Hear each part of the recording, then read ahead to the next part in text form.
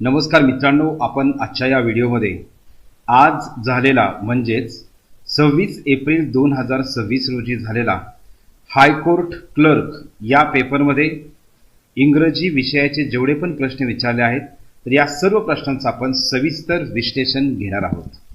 तर बघा, पहिला प्रश्न जो आहे तर हा प्रश्न या ठिकाणी म्हणजे या पेपरमध्ये जे इंग्लिशचे प्रश्न म्हणा किंवा बाकी सगळेच विषय जे आहेत या विषयांचे प्रश्न देत असताना त्यांनी सेपरेट सेक्शन वाईज दिलेले नाहीत किंवा विषय वाईज दिलेले नाहीत, तर त्यांनी मिक्स असे प्रश्न त्यामध्ये दिलेले आहेत। प्रश्न विचारला आहे, which of the pairs of masculine and feminine gender have been correctly matched, म्हणजे याच्यामध्ये मॅस्क्युलिन आणि फेमिनाईन जेंडर जे आहे त्या जेंडरवरती हा प्रश्न विचारलाय आणि याच्यामध्ये विचारलाय कोणती पेअर बरोबर आहे। बघा, डॉग आणि डॉगी अशी पेअर असते का, तर नाही, ही चुकीची पेअर आहे। त्याच्यानंतर नेक्स्ट हॉर्स बीच ही बरोबर आहे का, तर या ठिकाणी नाही। खरं पाहता डॉग जे आहे तर डॉगची पेअर काय असते, डॉगचं फेमिनाईन जेंडर काय होतंय तर बीच असते। डॉगचं फेमिनाईन जेंडर काय आहे तर बीच आहे। त्याच्यानंतर हॉर्स जे आहे तर हॉर्सचं फेमिनाईन जेंडर काय असते तर मेअर असते, MARE मेअर। गॅन्डर जे आहे तर गॅन्डर हे कशाचं मॅस्क्युलिन जेंडर आहे तर ते आहे।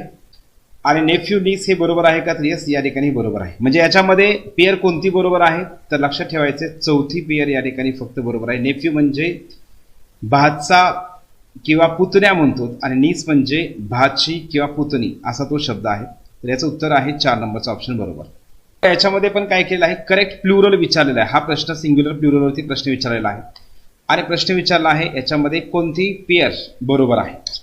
मग याच्यामध्ये लक्षात घ्या, पहिली आहे स्टोरी, स्टोरीज। आपल्या सर्वांना माहिती आहे स्टोरी हा जो शब्द आहे तर या स्टोरी या शब्दाचं प्लुरल काय होत असते, स्टोरीचं प्लुरल होत असते स्टोरीज। स्टोरीचं स्टोरीज होत असते। पोनी या ठिकाणी काय केले, पोनी हा शब्द दिलेला आहे त्याचं पोनीज असं दिलेलं आहे प्लुरल। बेबीचं प्लुरल बरोबर आहे का, तर यस हे बरोबर आहे।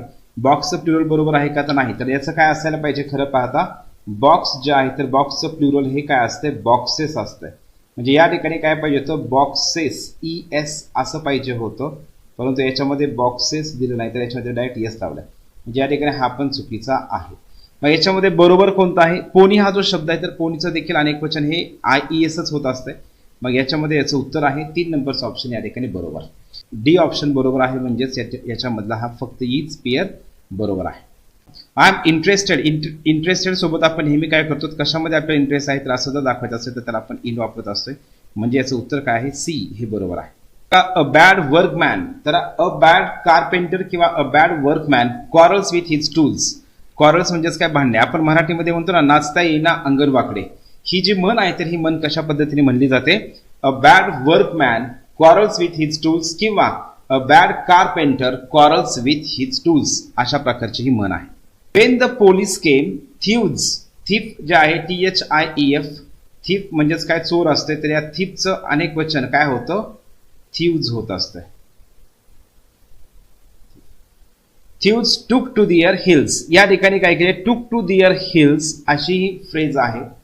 तर या फ्रेज किंवा या इडियमचा मिनिंग काय होतोय, तर या ठिकाणी लक्षात घ्यायचं 2 नंबरचा ऑप्शन बरोबर आहे। जेव्हा पोलीस आले तेव्हा चोर जे आहेत चोर पळून गेले, अशा पद्धतीचे आहे, तर याचं उत्तर आहे बी नंबरचा ऑप्शन या ठिकाणी बरोबर। फिल इन द ब्लँक आहे, Mary dash dash the house early yesterday. Yesterday हा शब्द जो आहे तर हा शब्द आपण कुठल्या टेन्समध्ये वापरतो, सिंपल पास्ट टेन्समध्ये वापरत असतो।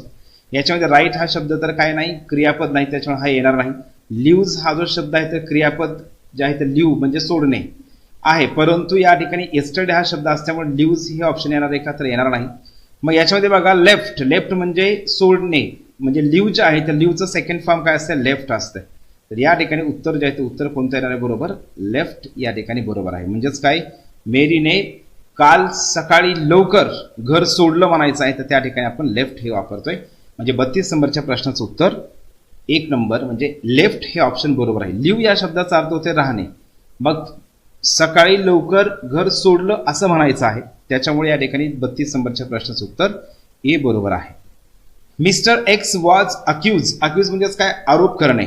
मग अक्यूज जे आहे तर अक्यूज सोबत आपण नेहमी कोणतं प्रिपोजिशन वापरत असतो, ऑफ हे प्रिपोजिशन वापरलं जात आहे। But the court dash dash him, तर या ठिकाणी लक्षात घ्यायचं ॲक्विटेड, ॲक्विटेड या शब्दाचा अर्थ होतो कोर्ट जे आहे तर कोर्टाने जाहीरपणे जे आहे तर त्या ठिकाणी लक्षात घ्यायचंय एखादी व्यक्ती जो आहे तर एखाद्या व्यक्तीने गुन्हा केला नाही असे अधिकृतपणे सांगणे किंवा जाहीर करणे याला आपण काय म्हणतोय ॲक्विटेड. तर याच्यामध्ये लक्षात घ्या mister X was accused of murder म्हणजे मर्डरचा त्याच्यावरती आरोप करण्यात आला होता, परंतु कोर्टाने त्याला काय केलं त्या ठिकाणी तो गुन्हेगार नाही किंवा गुन्हा केला नाही असे अधिकृतपणे जाहीर केले. तर याच्यामध्ये अक्युज्ड ऑफ आणि ॲक्विटेड आहे.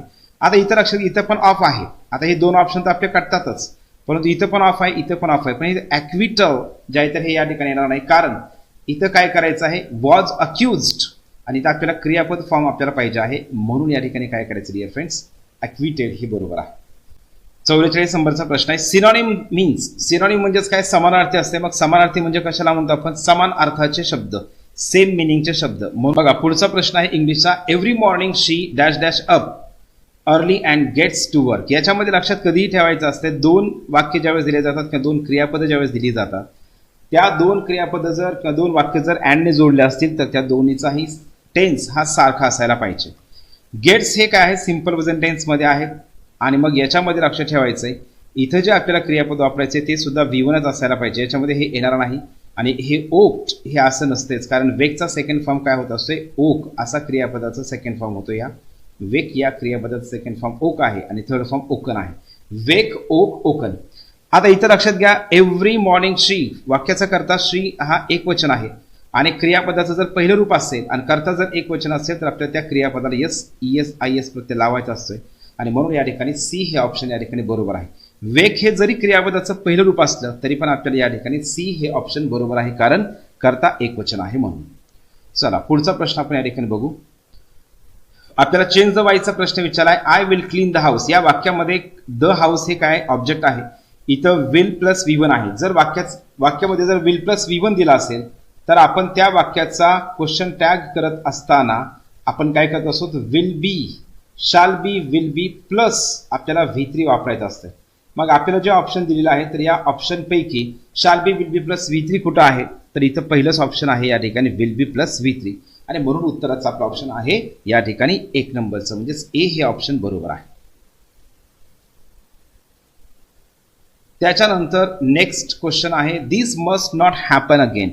हे आणखी घडलं नाही पाहिजे किंवा यू विल बी डिसमिस्ड किंवा तुम्हाला डिसमिस केलं जाईल.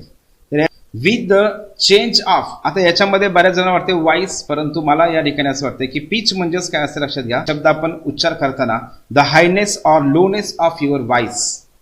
तर याच्यामध्ये जर आपण चेंज केला तर त्याचा अर्थ वेगळा होतोय, या ठिकाणी बरोबर यायला पाहिजे.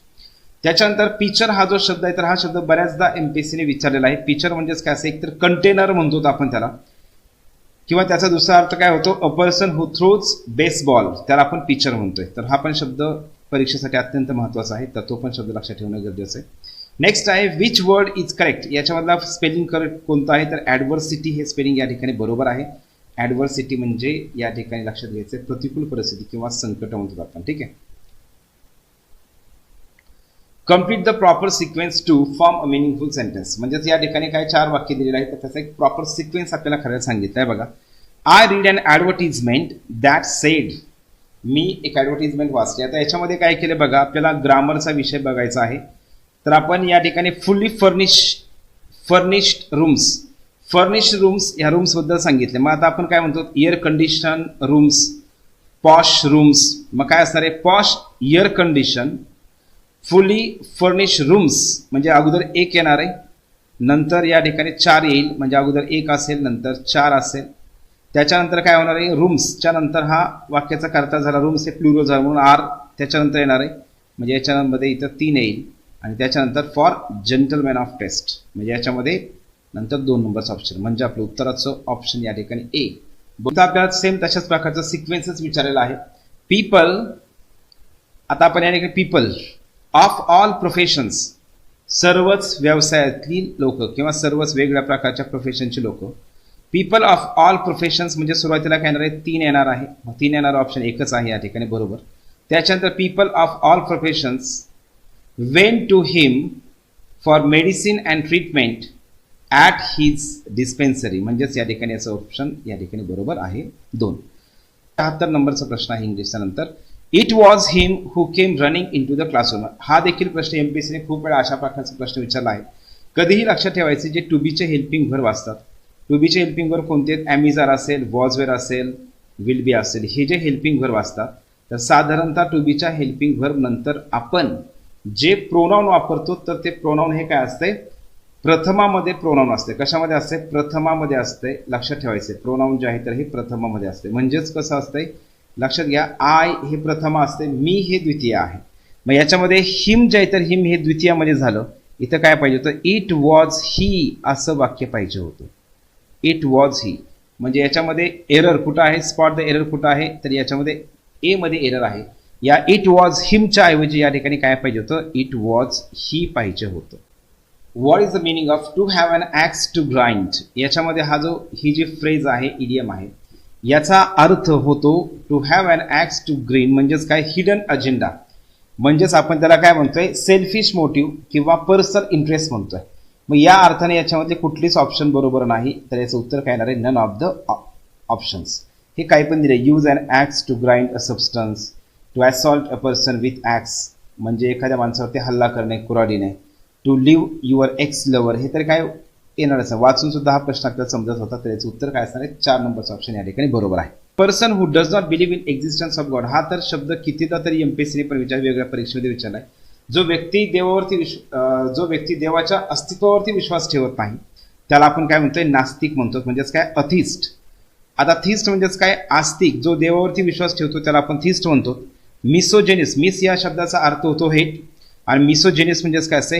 हेट्स वुमेन म्हणजे स्त्रियांचा तिरस्कार करणारा व्यक्ती.